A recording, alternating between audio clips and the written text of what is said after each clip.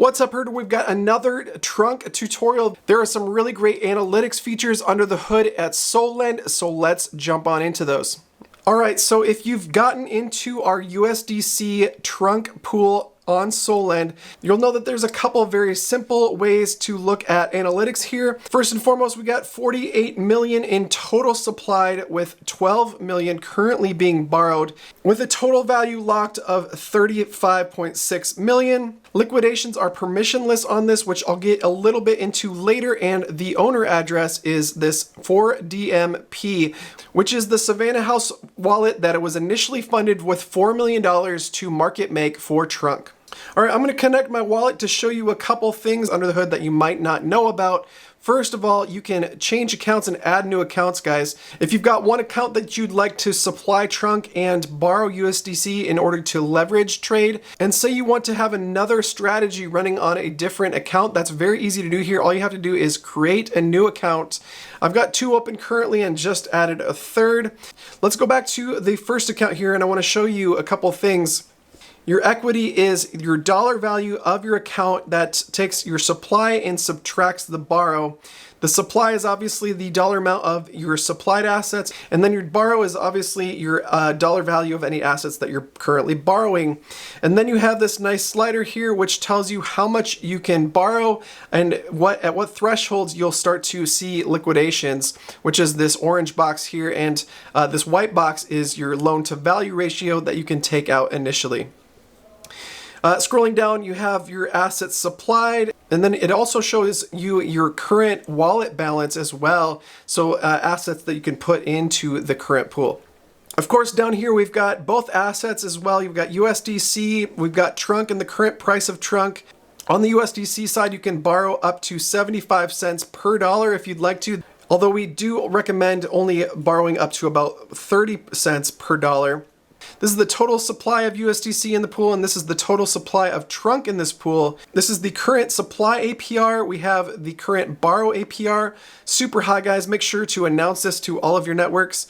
The supply APR for Trunk and the borrow APR for Trunk. Now, currently, Trunk tokens are not able to be borrowed, and that is very much on purpose. We don't want people borrowing up this token in order to short the token. That's the only way that you can possibly short Trunk in this market, is if you borrowed a bunch and started selling them into the market and dumping the price. So we're not allowing that to happen. Because this is a permissionless pool, we're able to do that, and that is something that BT set up when he started this. Okay, so let's look a little bit deeper under the hood, guys, and this is the meat of what I want to talk about in this video. Is there's a couple things you don't see on this page that you would likely want to look into. And first and foremost on this one is click on this account button here, and you actually get a full history of every transaction that you've done inside of this current account, with multiple pages based on all of the transactions you've done. And then it also gives you an overall earnings on your current wallet as well.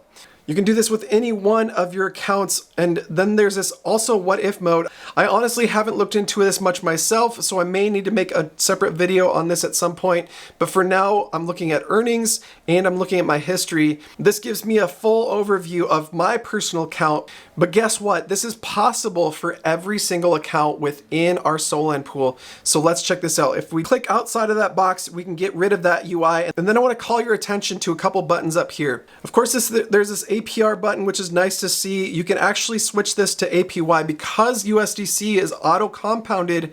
Obviously, that looks even juicier than the APR. You can also click on this, guys, and then you can switch this from 24 hours to 7 days to see what the averages are. It'll actually tell you the average as well. Average APY being 596% over the last 7 days. Now I'm going to jump out of this and I'm going to click on this obligations button, and this is where you can find all of the active wallets in this pool, guys. It's incredible to see. What I like about this is it shows you the overall health of the pool, which wallets are close to liquidation, how many aren't even close at all. And if you click on a wallet address, you get to see what their deposits are, what their borrows are, and this is where you would help the protocol liquidate a position if it was out of range. You can toggle this by the supply amount, you can toggle it by the borrow amount, you can also toggle this by health, which shows you some of the accounts that are close to liquidation.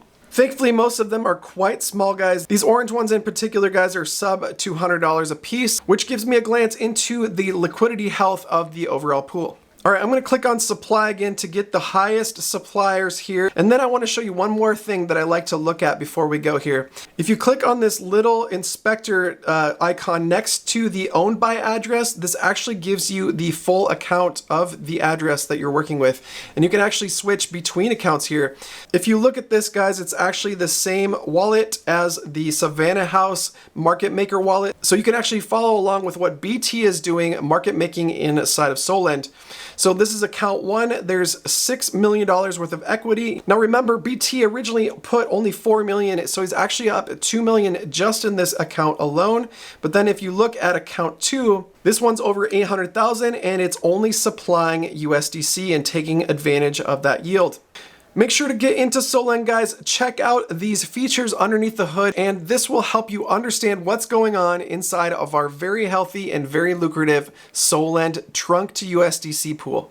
With that, thank you so much for watching. Like, subscribe, hit the notification bell for more content just like this. Make sure to comment below with any trunk or elephant money tutorials. I'm here to help you visual learners in the process, guys. So have a great day and God bless.